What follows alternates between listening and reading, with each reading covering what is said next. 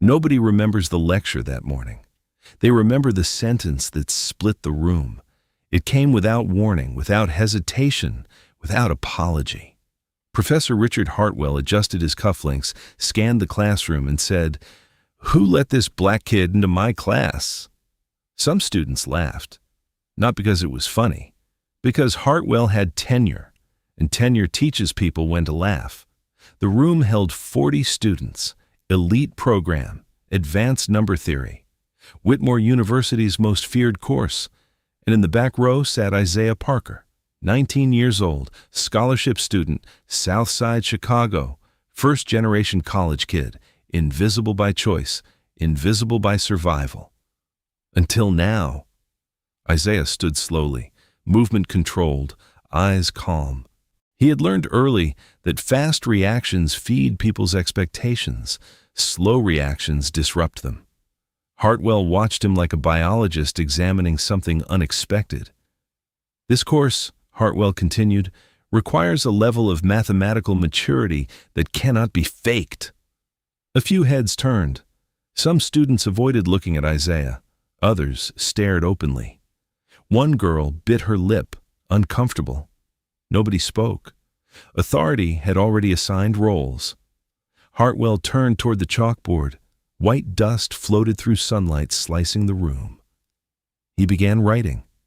Symbols appeared one after another, nested constraints, nonlinear relations, a problem layered with traps.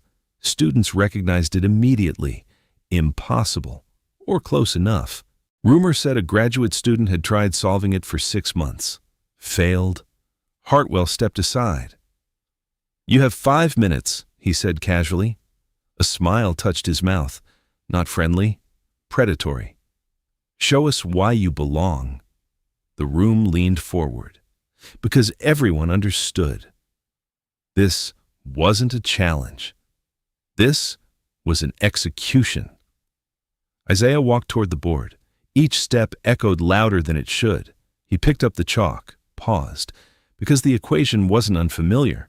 He had seen it before, not in class, not online, in a notebook, brown leather, edges worn smooth, his father's handwriting covering every page. His chest tightened. Memory flooded back. Nights at the kitchen table, his father muttering about symmetry, elegance, beauty hidden inside numbers. Isaiah began writing, not the expected approach, not brute force. He reframed the equation, turned geometry into algebra, collapsed the structure inward. 30 seconds. Whispers stopped. 1 minute. Hartwell's smile faded. 90 seconds. Isaiah stepped back. Done. Silence hit like impact. No applause, no sound, just shock. Hartwell walked forward slowly, examined the board, line by line, searching for a mistake. His breathing changed. "That's," he whispered, his voice hardened. "That's impossible." "It works," Isaiah said calmly. Students leaned closer. Someone checked their notes. Another whispered, "He solved it." Hartwell's jaw tightened. Class dismissed. The room emptied quickly, buzzing with disbelief. Isaiah stayed, because he knew this wasn't over.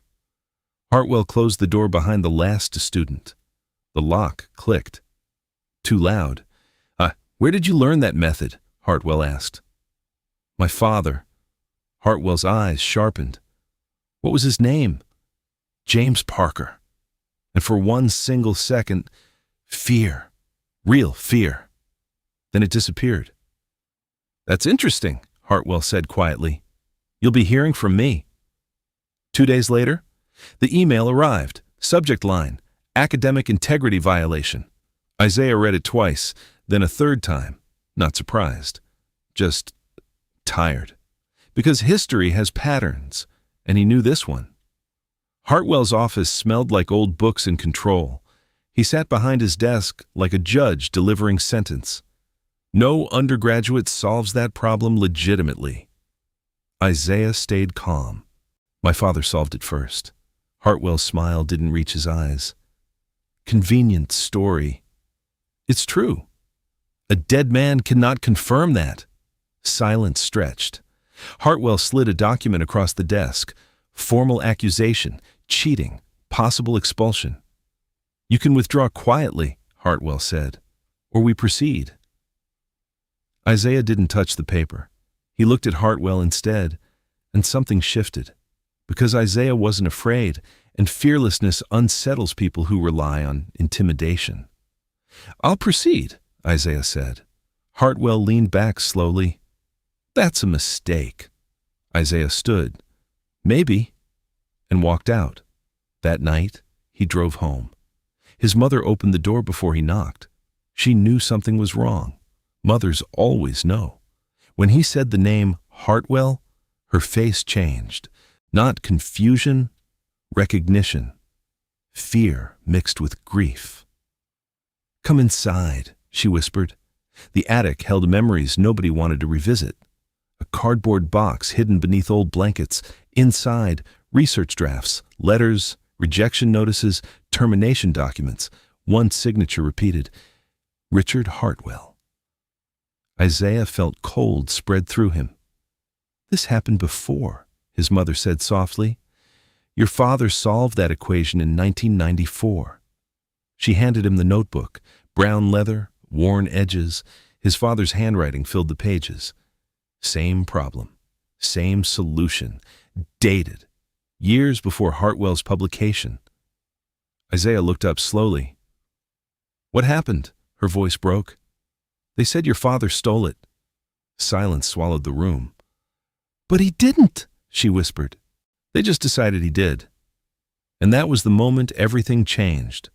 Because this wasn't about proving himself. It was about rewriting history. Isaiah didn't sleep that night. He sat at his mother's kitchen table with the box open like a wound that refused to close. Papers spread out in neat lines because neatness made chaos feel controllable. Termination notice, academic misconduct, expulsion, a signature at the bottom that didn't just belong to a man. It belonged to an institution that had signed off on destruction. Richard Hartwell. His mother's hands trembled as she touched the edges of one letter like it might cut her. I hid it because I thought it would keep you safe, she whispered.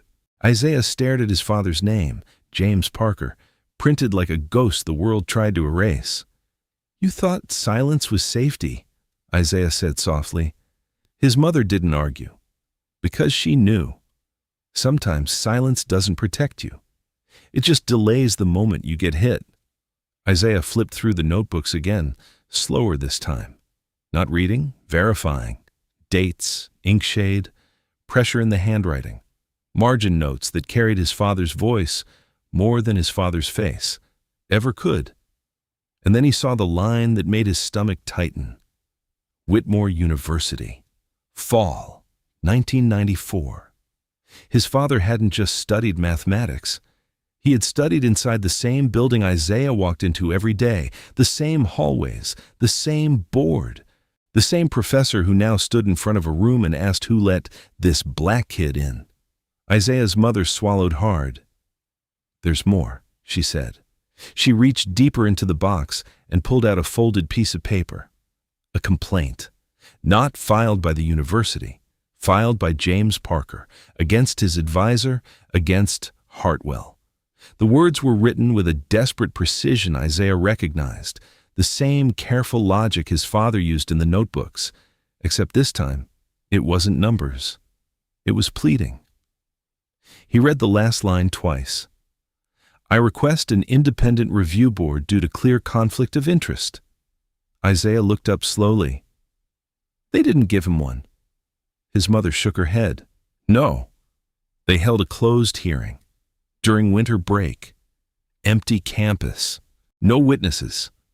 Isaiah exhaled through his nose. Holiday hearings, quiet executions. Systems loved holidays.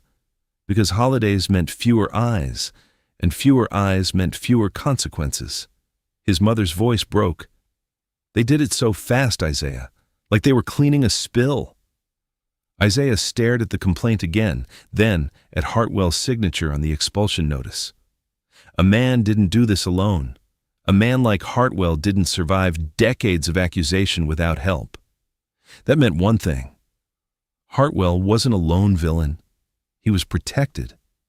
Back at Whitmore, the campus looked the same. Brick buildings, fresh-cut lawns, students laughing like the world was fair. But Isaiah felt like he was walking through a place that had already decided what he was. The whispers started before he reached the math building. That's him. The kid who cheated. He solved it too fast.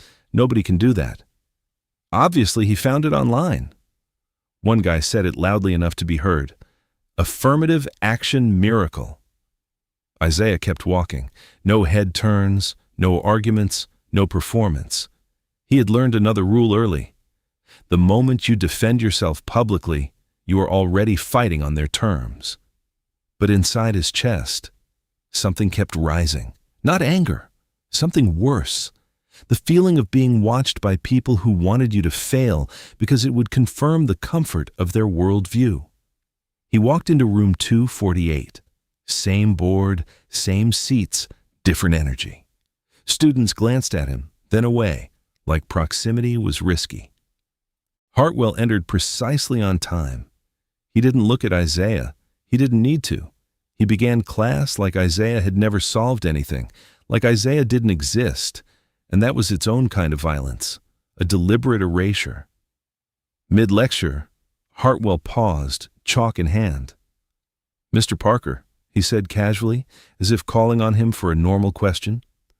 Isaiah looked up. Hartwell smiled faintly. "Enjoying the attention?"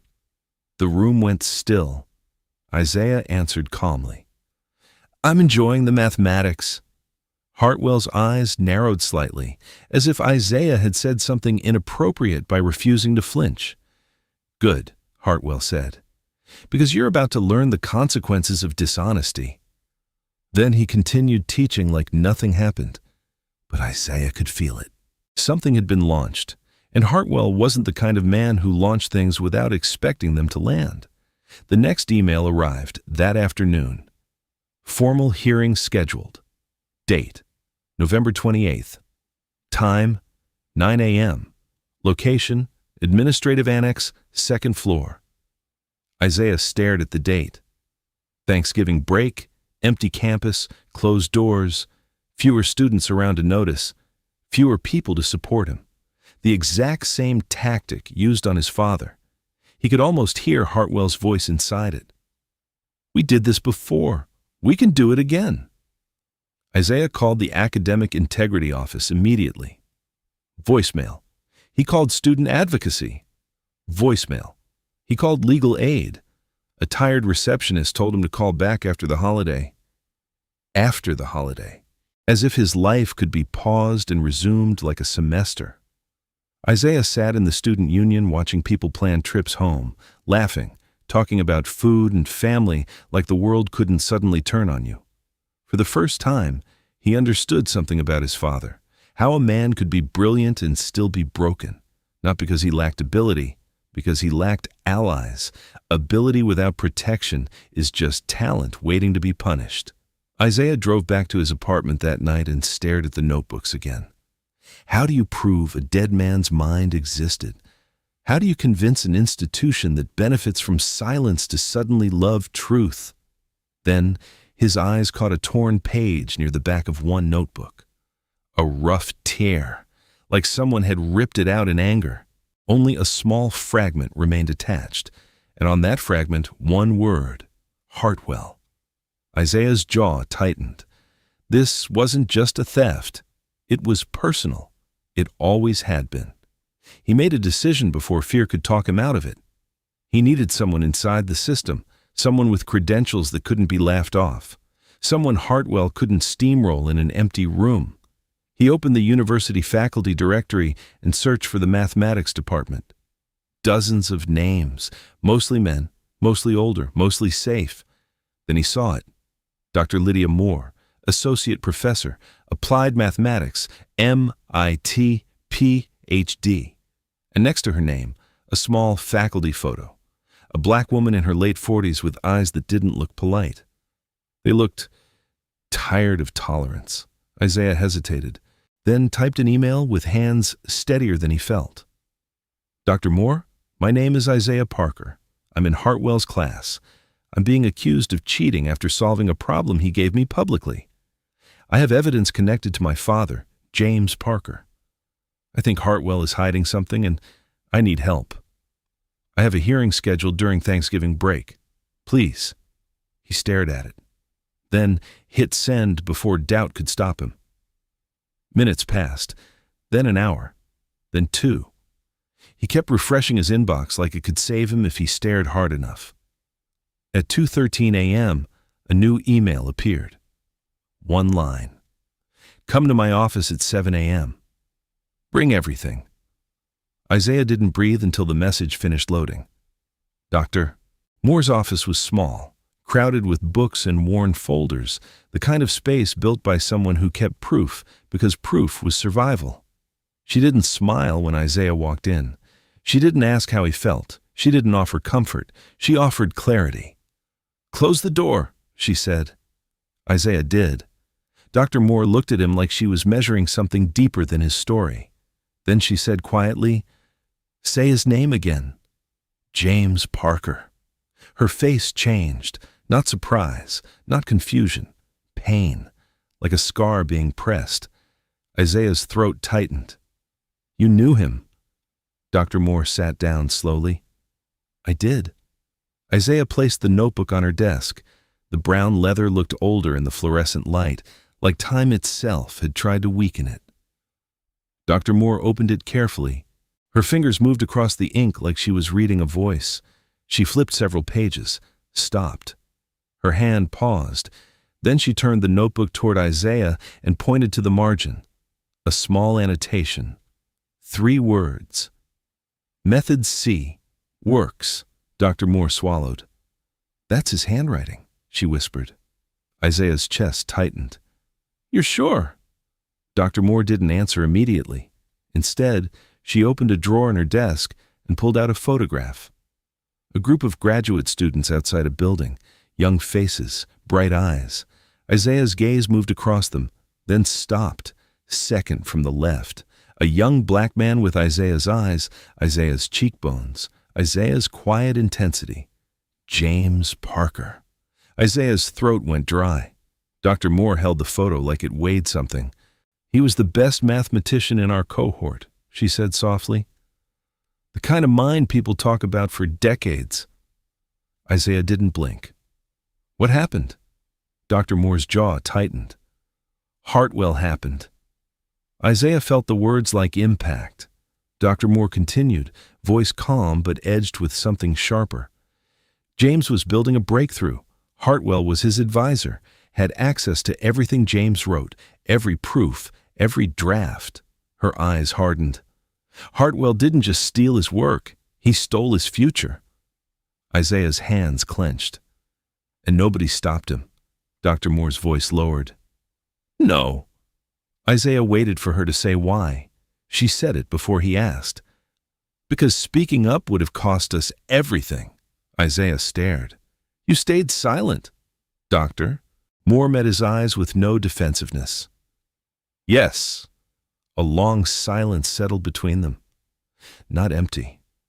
Honest. Then Dr. Moore leaned forward. But I'm not staying silent now. Isaiah exhaled slowly, like he'd been holding his breath for 24 years without knowing it. Dr. Moore opened a second folder, one Isaiah hadn't brought. Her own. She slid it toward him. Inside were old department memos, meeting notes, archive fragments, a research proposal filed in October 1994. James Parker's name at the top. Isaiah's chest tightened so hard he almost couldn't swallow. Dr. Moore tapped the page. This describes the exact method Hartwell published in 1995. Isaiah looked up slowly. This is proof. Dr. Moore nodded. It's evidence. Proof takes power. Isaiah felt cold spread through him. What do you mean? Dr. Moore's voice turned clinical. The university won't admit this easily, not because they can't see it, because admitting it means they have to admit they participated. Isaiah's stomach sank. "So what do we do?" Dr. Moore leaned back, calm as a surgeon. "We build a case they can't bury." She pulled out her phone. "One more thing." Isaiah watched her scroll through contacts. Her thumb paused. Dr. Moore looked at him. "I'm calling the one person Hartwell can't dismiss." "Who?" Dr. Moore's gaze sharpened. "My doctoral advisor, Dr. Benjamin Crawford." Isaiah's breath caught. The name alone carried weight. A legend. A mathematician whose opinion could change careers with one sentence. "Doctor." Moore dialed. The line rang. Once, twice. Isaiah's heart hammered. Then a voice answered. Dr. Moore spoke softly, carefully, like she was handing over something fragile and explosive. "Ben, it's Lydia. I need a favor. A big one." She listened. Her face tightened. "Yes. Whitmore. Hartwell." Isaiah watched her eyes change as she listened. Then she said the name. James Parker. There was a pause on the other end, so long Isaiah could hear Dr. Moore's breathing. Dr. Moore's voice dropped. "Yes. His son." Another pause.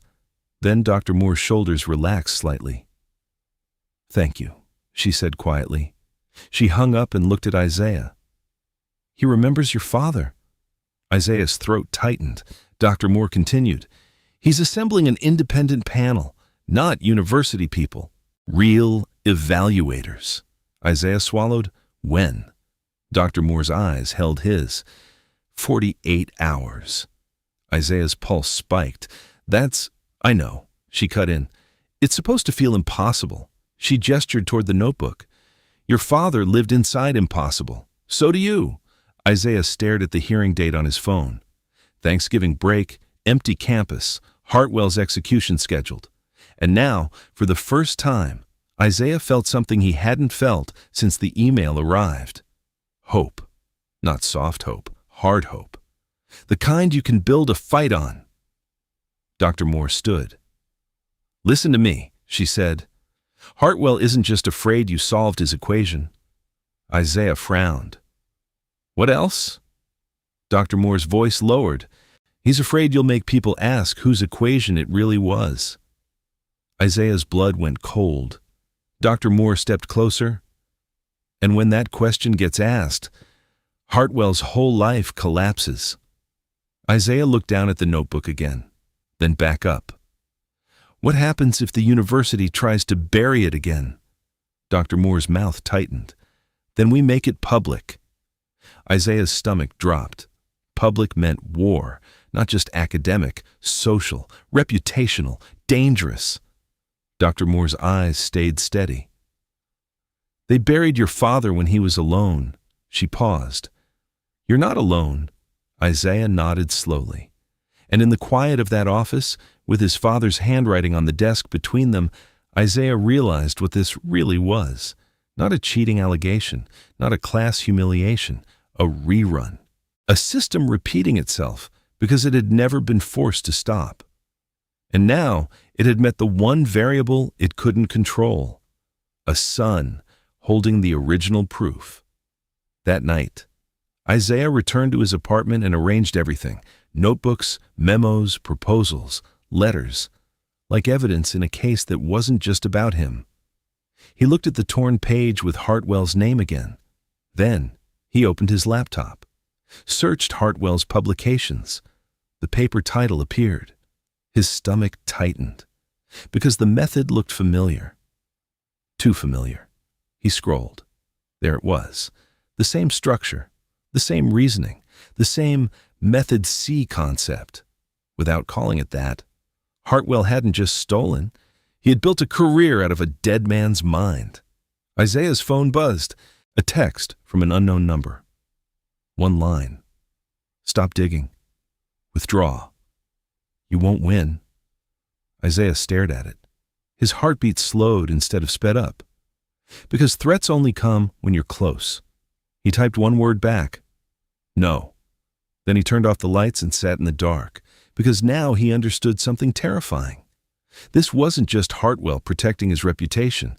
This was Hartwell protecting a crime, and crimes don't stay protected for decades without help, which meant the next enemy wasn't just a professor. It was the system behind him. The room wasn't meant to feel welcoming. That was the first thing Isaiah noticed. No windows, no university logos, no banners celebrating academic excellence. Just a long rectangular table and 5 chairs positioned like witnesses inside a courtroom rather than scholars inside a university. Dr. Lydia Moore stood beside him as they entered. "Remember," she said quietly, "this isn't about proving you're smart.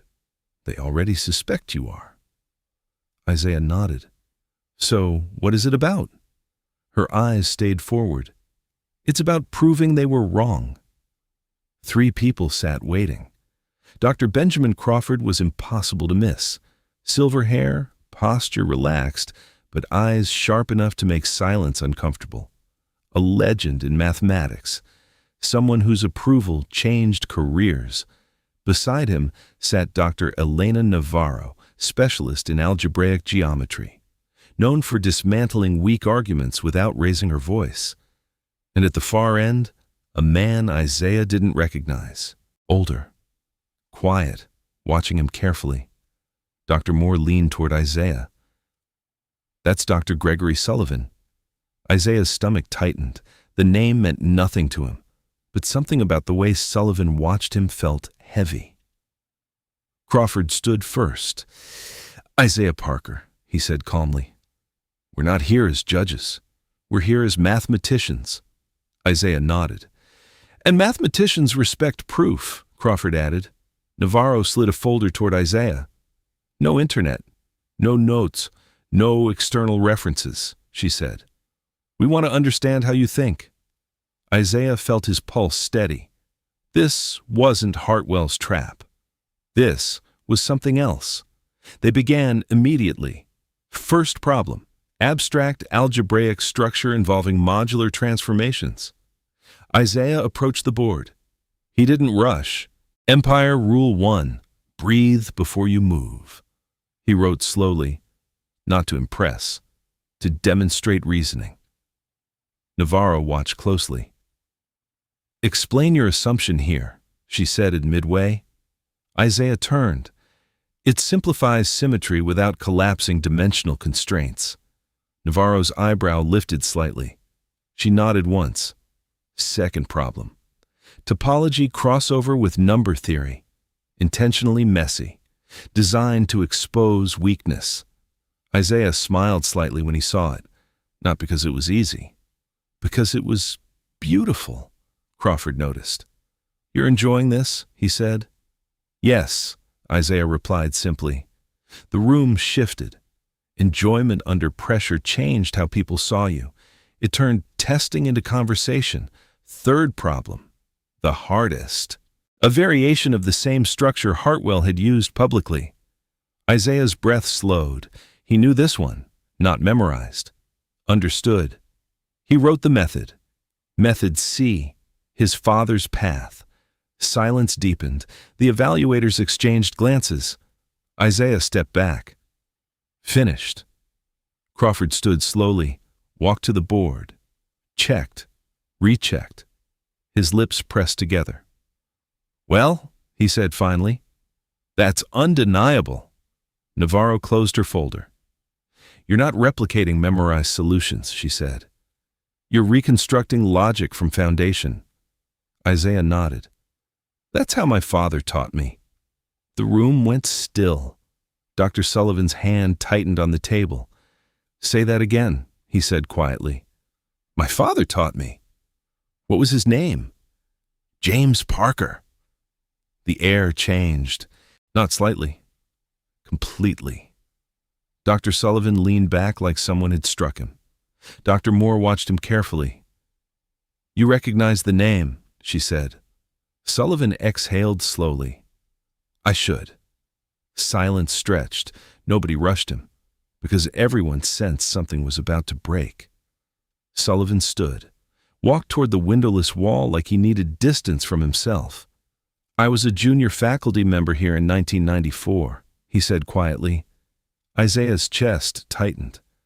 I watched James Parker get destroyed. The words landed like gravity. Dr. Moore closed her eyes briefly. Crawford folded his arms. "Explain," he said.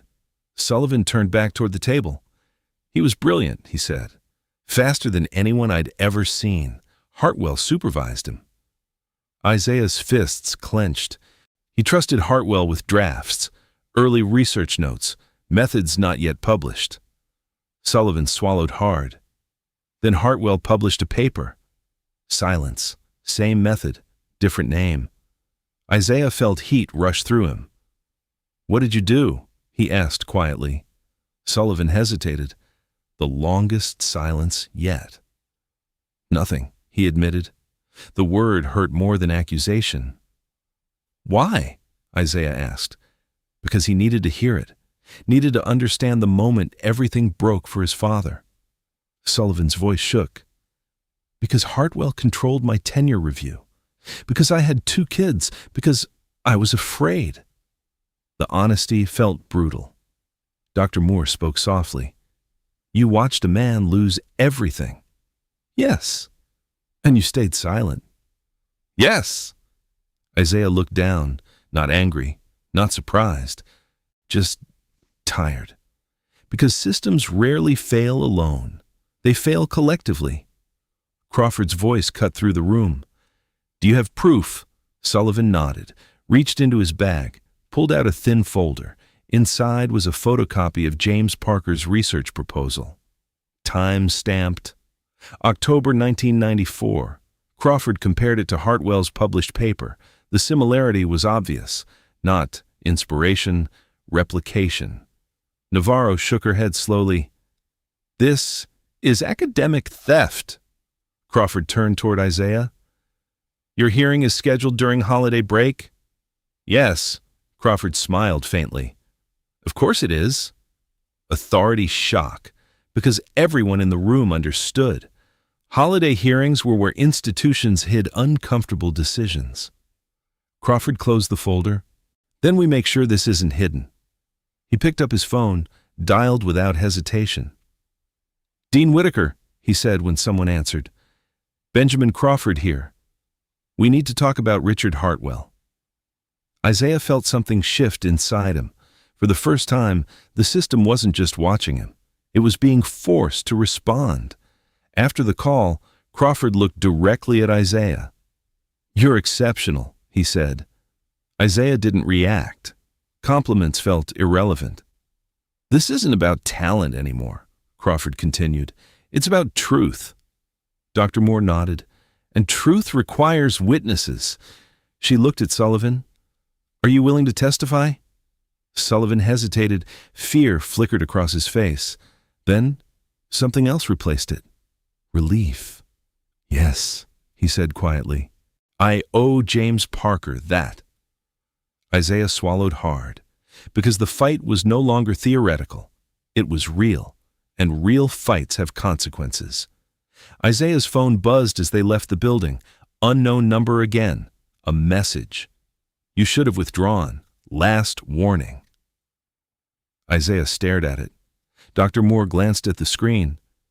"They're scared," she said calmly. "How do you know?" She smiled faintly. "Because they've started threatening instead of dismissing." Isaiah exhaled slowly. Fear didn't disappear, but it changed shape. It became momentum. That night, campus felt different. Whispers louder, eyes watching longer. Hartwell passed him in the hallway, stopped, looked directly into his eyes. "You think this ends well for you?" Hartwell said quietly. Isaiah didn't respond immediately, then said calmly, "I think it ends honestly." Hartwell's jaw tightened. "You don't understand how this works." Isaiah held his gaze. "No," he said softly. "I think I finally do." Hartwell walked away without another word, but the air felt heavier after he left. Because now it wasn't just academic, it was personal. Isaiah sat alone later, staring at his father's notebook. 24 years of silence, now breaking open. He ran his fingers across the ink. "I won't let them erase you again," he whispered, and for the first time since this began, he felt something stronger than fear, certainty. The campus was empty. That was the first thing Isaiah noticed. No laughter, no crowded hallways, no students rushing between classes. Just wine moving through the courtyard like a quiet warning, holiday break, exactly as Hartwell had arranged, exactly how it happened to James Parker. Isaiah walked toward the administrative annex with Dr. Moore beside him. The building looked colder than usual. Tall glass reflecting gray sky, doors heavy enough to make entry feel like surrender. "Remember," Dr. Moore said calmly, "they're expecting you to feel small in there." Isaiah nodded. "I won't." She glanced at him. "I know." Inside, the hearing room was already prepared. Long table, 3 administrators, 1 legal representative, a recorder sitting at the center like an eye that never blinked, and Richard Hartwell. Perfect posture, perfect suit, perfect confidence. He didn't look worried. He looked annoyed, as if this entire process was beneath him. Isaiah sat. The chair felt too hard, too deliberate. Power designs environments. The dean began without warmth. "This hearing concerns allegations of academic misconduct by student Isaiah Parker." Hartwell nodded slightly, like a man watching his plan unfold. Isaiah felt his pulse slow instead of race, because fear fades when truth becomes heavy enough. Hartwell spoke first, measured, calm. "Mr. Parker demonstrated an ability inconsistent with his academic history," he said. "The solution presented was clearly obtained through unauthorized means." The language sounded clean, clinical, sanitized. Authority always uses professional words to hide personal bias. Isaiah listened, didn't interrupt. "Because, Doctor," Moore had told him something earlier. "Let them finish building the lie before you remove it." The dean turned to Isaiah. "Do you deny the allegation?" "Yes. Simple, direct, no performance." The dean nodded. "You may present your evidence." Isaiah placed the notebook on the table. Brown leather, edges worn, history resting between them.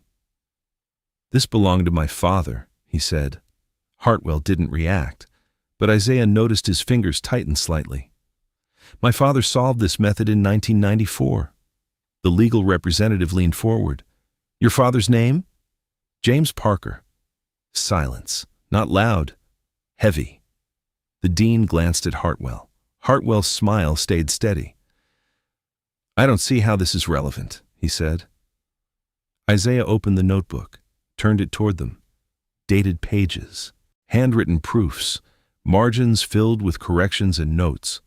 Dr. Moore slid another document forward. Research proposal, time-stamped, Whitmore University, October 1994. The dean's eyes narrowed. Hartwell shifted slightly. Isaiah spoke calmly. "This describes the same method published by Professor Hartwell in 1995. The room changed, not dramatically, subtly. Authority felt its footing slip. Dr. Crawford entered then, late, deliberate, powerful. The administrators straightened instinctively. Crawford didn't sit immediately. He placed a folder on the table. "Independent Evaluation Panel Findings," he said. The dean accepted it slowly. Navarro's assessment. Crawford's evaluation. Proof of Isaiah's independent reasoning. Impossible to dismiss. Hartwell's jaw tightened. "This is unnecessary," he said sharply. "No," Crawford replied calmly. "It's overdue." The dean read silently. Pages turned, seconds stretched. Isaiah watched Hartwell carefully, looking for cracks, and there they were, tiny, almost invisible, but real. The dean cleared his throat. "Professor Hartwell, can you explain why this research proposal predates your publication?"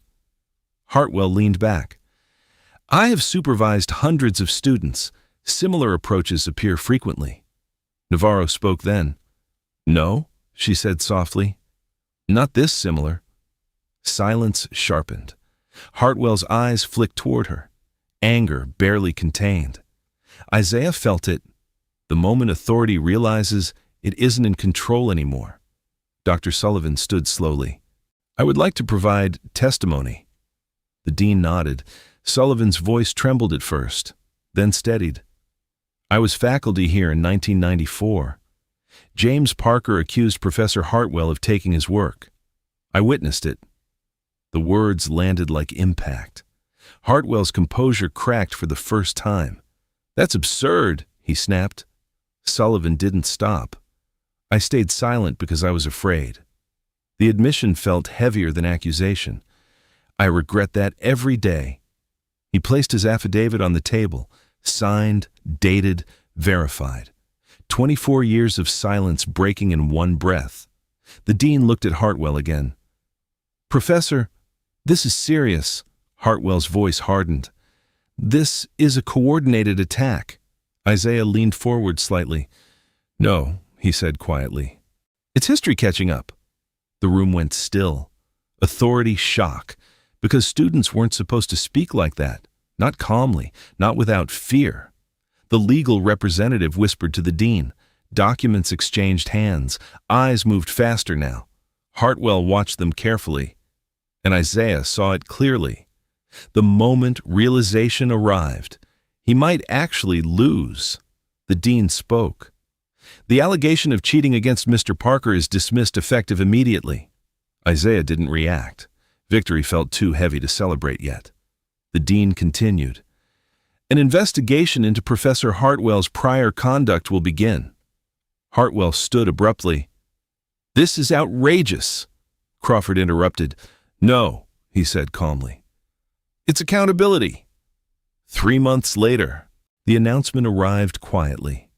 No press conference, no dramatic headline. Just a formal statement. Professor Richard Hartwell, tenure revoked. Publications under review, awards rescinded, administrative leave pending full inquiry. Institutions rarely explode. They collapse, quietly. Isaiah stood outside the math building weeks later. Students passed him differently now, not dismissively, carefully, because people treat you differently once you survive power. He walked into room 248, same board, same chairs. But this time, he stood at the front, teaching assistant. A new class sat waiting. In the back row, a quiet black student watched carefully. Isaiah recognized the look immediately. The one that asks, "Do I belong here?" After class, Isaiah approached him. "You're good," he said. The student blinked. "You noticed?" Isaiah smiled. Someone always notices. Because this story was never about one equation. It was about legacy, about who gets erased, about who gets believed. Hartwell thought he was humiliating a student. He didn't realize he was confronting a memory that refused to stay buried. And in the end, it wasn't brilliance that destroyed him. It was truth. Let me ask you something. If you walked into that classroom, would you have laughed with the crowd or waited long enough to see who was really solving the problem? Because somewhere right now, someone is deciding whether you belong before you speak. And the question is, will you prove them wrong or rewrite the rules entirely?